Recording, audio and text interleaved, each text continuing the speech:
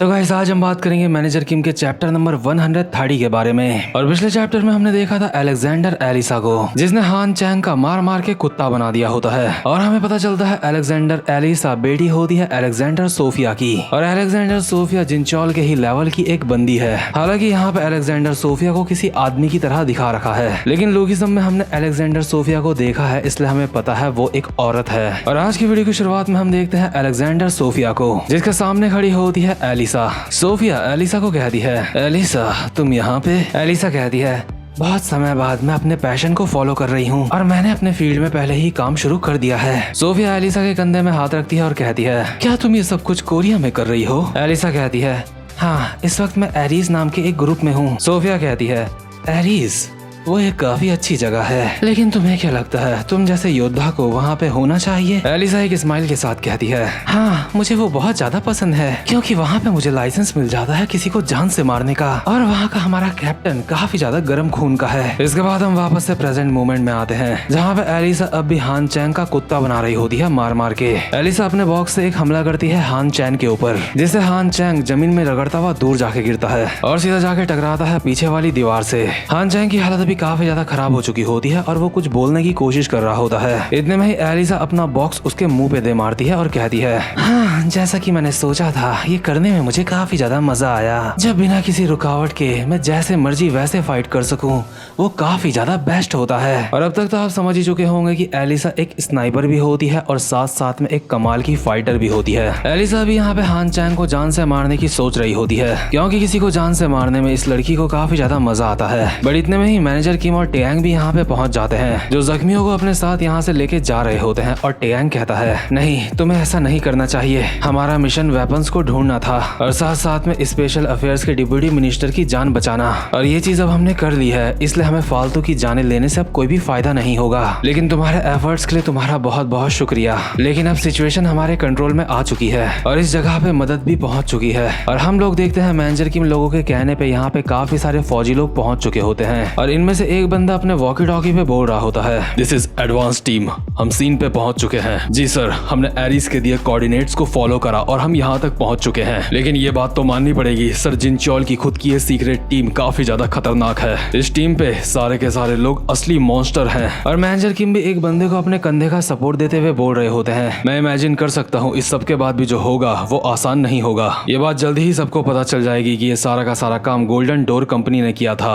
और ये बात सुन के मीडिया और लोगों का रिएक्शन काफी ज्यादा भड़काऊ हो सकता है। ठीक है, ये जो गोल्डन डोर के बंदे यहाँ पे पड़े हैं, इनको मैं अपने साथ लेके जाऊंगा और पता लगाने की कोशिश करूंगा कि ये क्या करने की सोच रहे थे। वैसे मुझे नहीं पता है कि इनका प्लान क्या है, लेकिन फिर भी। लेकिन इतने में ही ग्राउंड हॉक फटी हुई हालत में कहता है, नहीं ये सब कुछ अभी खत्म नहीं हुआ है। वो हरामजादे सच में पूरी तरह से पागल हैं और मुझे पूरा यकीन है इस वक्त वो लोग हमारी बातें भी सुन रहे होंगे। और होता भी यही है, टीम लीडर ली लोग इनकी बातें सुन रहे होते हैं। टीम लीडर ली मैनेजर किम को याद करते हुए खुद से कहता है, गोल्डन डोर वाले इंसिडेंट के दौरान भी मैं उस बंदे की बातें सुन सकता था, लेकिन सच में अब ये काफी ज्यादा मजेदार हो रहा है। तभी दूसरा बंदा कहता है, टीम लीडर ली, आखिर लीडर हान चैंग और जोंग का क्या होगा? टीम लीडर ली एक स्माइल के साथ कहता है, क्या इस बात से अब कोई फर्क पड़ता है? वैसे भी अब हमारे प्लान में उन दोनों बंदों का कोई भी योगदान नहीं है। क्यों मिस्टर चेयरमैन, मैंने बिल्कुल सही कहा ना? और अभी हम देखते हैं यहाँ पे वोचुल नैम भी खड़ा होता है, और यही बंदा इन सारी की सारी चीजों का मास्टर माइंड है। टीम लीडर ली वोचुल को कहता है, चेयरमैन प्रोजेक्ट एच की शुरुआत करने का वक्त आ चुका है, और ये प्रोजेक्ट एच क्या होता है ये जानने के लिए हमें एक पुराना सीन देखना पड़ेगा, जिस वक्त वोचुल नैम अपने बाल कटवा रहा था। वोचुल बाल कटवाते कटवाते प्रोजेक्ट एच के बारे में कुछ बोल रहा होता है, बट इतने में ही अचानक से यहाँ पे दरवाजा खोल के एंट्री होती है ग्राउंड हॉक की। ग्राउंड हॉक वोचुल की तरफ गन तान देता है और कहता है, तू साले हरामजादे, क्या तू सच में चाहता है कि मैं तेरे सर पे गोली मार दूं? मुझे तेरी प्लानिंग समझ आ चुकी है, जितने भी हथियार तुम लोगों ने चुराए थे, तुम वो हथियार आम लोगों पे बांटने की सोच रहे हो। सालो हरामजादो, तुम पागल हो, लेकिन मैं तुम्हें ऐसा नहीं करने दूंगा। और अभी ग्राउंड हॉक के पीछे वोचुल का एक बंदा भी आ जाता है, और वोचुल ग्राउंड हॉक को बोल रहा होता है, शांत हो जा, शांत हो जा, ये एक टॉप सीक्रेट है, अगर इसके बारे में अभी बाहर किसी को पता चल गया तो काफी ज्यादा दिक्कत हो सकती है। और इतने में ही ग्राउंड हॉक के पीछे वाला बंदा ग्राउंड हॉक की गुद्दी पकड़ के उसको जमीन में चिपका देता है, और ग्राउंड हॉक जमीन में बड़ा बड़ा बोल रहा होता है, ये साला हरामजादा, मुझे छोड़ दे। लेकिन वूचुल बहुत ही रिलैक्स होकर ग्राउंड हॉग को बोल रहा होता है, तुझे क्या लगता है हम जो कुछ कर रहे हैं क्या वो सही है? तुझे पता है ये कंट्री इस वक्त नॉर्मल बिल्कुल भी नहीं है। हमारा देश भी अब बिल्कुल नॉर्थ कोरिया की तरह हो चुका है। हमारे देश में करप्शन बहुत ज्यादा बढ़ चुका है और ऐसे ऐसे काम हो रहे हैं जो इंसानों को नहीं करने चाहिए, और इस तरह की विचारधारा हमारे देश के लिए जरूरी नहीं है। तुझे पता है अभी हमारे देश को चाहिए विश्वास, हमारी जनता को कुछ ऐसा चाहिए जिसके ऊपर वो विश्वास कर सके। इसलिए मैंने खुद ये सोचा कि क्यों ना अपने शहर को एक ऐसा शहर बना दूं जहाँ पे कोई भी कानून ना हो, जहाँ पे लोग बिना किसी रुकावट के कुछ भी कर सकें। हमारे देश में ड्रग्स की सप्लाई तो पहले ही काफी ज्यादा होती है, इसलिए मुझे नहीं लगता आम लोगों को वेपन्स देने में कोई भी बुराई होगी। बट ये सारी बात सुन के ग्राउंड हॉग वूचुल को बोल रहा होता है, तू साले पागल हरामजादे सन की। और ये बात सुन के वूचुल का जो नाई होता है उसको गुस्सा आ जाता है। वो एक कुल्हाड़ी लेके आगे बढ़ता है ग्राउंड हॉग की तरफ और कहता है, मिस्टर चेयरमैन, मुझे लगता है ऐसे इसके भेजे में कुछ भी नहीं घुसेगा।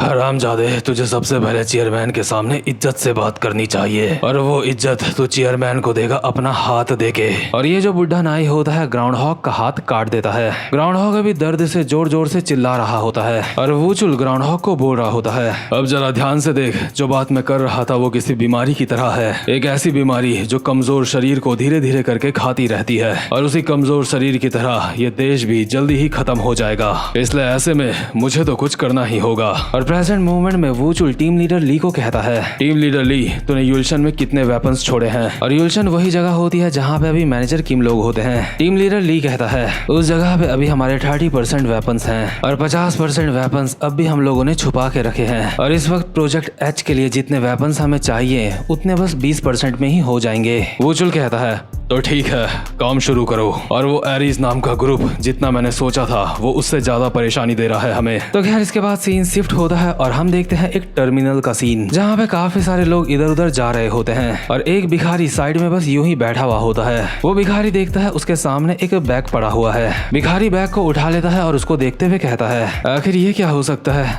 आखिर ऐसा गधा कौन होगा जो अपना सामान जमीन में छोड़ रहा है? खैर जिसने भी ये छोड़ा है वो भाड़ में जाए, मैं इस सामान को बेच के थोड़ी सी दारू और सिगरेट पी लूंगा। लेकिन इतने में ही इस बंदे को गोली चलने की आवाज आती है और हम देखते हैं इस भीड़ में ही एक बंदे को जिसके हाथ में गन होती है, और उसने उस गन से गलती से एक बंदे को जान से मार दिया होता है। जिस बंदे के हाथ में गन होती है वो डर के मारे बोल रहा होता है, क्या इससे तो सच में गोली चल गई? क्या ये एक खिलौना नहीं था? आखिर यहाँ पे क्या चल रहा है?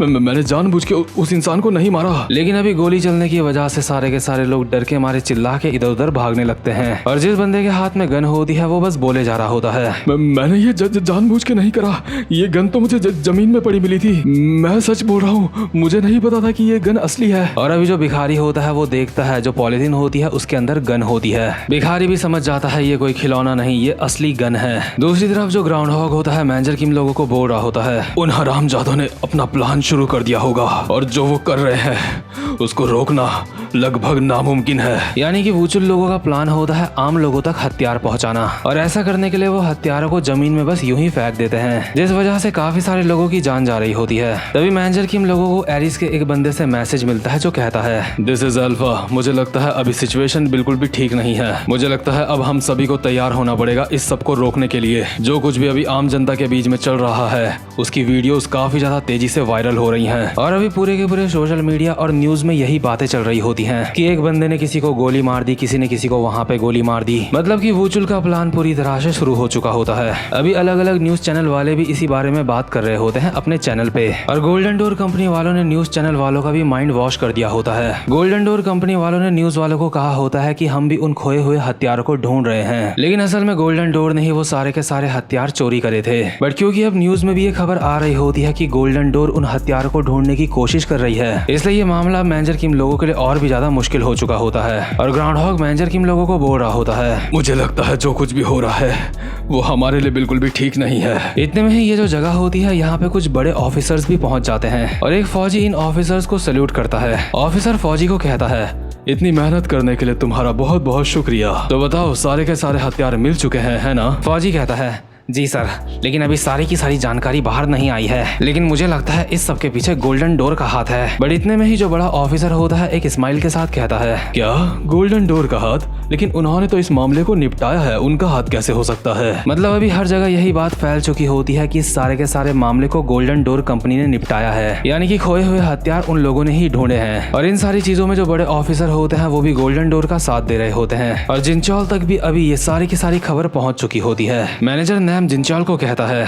बॉस जितना हमने सोचा था ये प्रॉब्लम उससे ज्यादा बड़ी है। मुझे लगता है ये सब कुछ इतना ज्यादा आसान नहीं होगा। अभी हम जनरल जो से भी बात नहीं कर पा रहे हैं, उन्होंने ये मिशन हमें दिया था। मतलब कि अभी सारी की सारी चीजें जिंचौल लोगों के खिलाफ हो चुकी होती है, लेकिन उसके बावजूद भी जिंचौल एक बहुत ही अजीब सी स्माइल के साथ कहता है, बहुत अच्छे, अब मजा आएगा। मुझे लगता है दुश्मनों ने जंग का ऐलान कर दिया है, इसलिए तैयार हो जाओ, क्योंकि अब वक्त है गोल्डन डोर से मिलने का। और हमने पहले ही अपने एक एजेंट को वहां पे भेज दिया है, और अब तक तो वो गोल्डन डोर के हेडक्वार्टर्स में पहुंच चुकी होगी। और अभी हम देखते हैं ऑक्शन जियोंग को, जो गोल्डन डोर के हेडक्वार्टर्स में पहुंच चुकी होती है। ऑक्शन जियोंग धीरे धीरे करके आगे बढ़ रही होती है और खुद से बोल रही होती है, मैं आगे तो बढ़ रही हूँ, लेकिन जैसे जैसे मैं बूढ़ी हो रही हूँ वैसे वैसे मेरी नजर भी कमजोर हो रही है। मुझे समझ नहीं आ रहा है कि मुझे यहाँ से कहाँ जाना चाहिए। क्या मैं इतनी बूढ़ी हो चुकी हूँ कि मुझे रिटायरमेंट ले लेनी चाहिए? लंबे बाल वाले लड़के, आखिर तुम इस बारे में क्या सोचते हो? और अभी हम देखते हैं ऑक्शन जियोंग के पीछे खड़ा होता है टीम लीडर ली, जिसके हाथ में चाकू होता है और वो ऑक्शन जियोंग को मारने के लिए तैयार होता है। लेकिन ऑक्शन जियोंग को पहले से पता होता है कि उसके पीछे कोई खड़ा है। साथ साथ में ऑक्शन जियोंग को ये भी एहसास हो जाता है कि उसके पीछे जो बंदा खड़ा है वो काफी ताकतवर भी है। और क्योंकि ऑक्शन जियोंग जो खुद से बातें बड़बड़ा रही थी वो टीम लीडर ली ने भी सुन ली थी, इसलिए टीम लीडर ली अभी कहता है, मुझे इस बात पे शक है कि आप सच में रिटायरमेंट लेने वाली हो, लेकिन रिटायरमेंट लेने के लिए अभी तुम काफी ज्यादा जवान हो। ये बात सुन के ऑक्शन जियोंग के चेहरे में एक स्माइल आ जाती है और वो कहती है, क्या सच में लड़के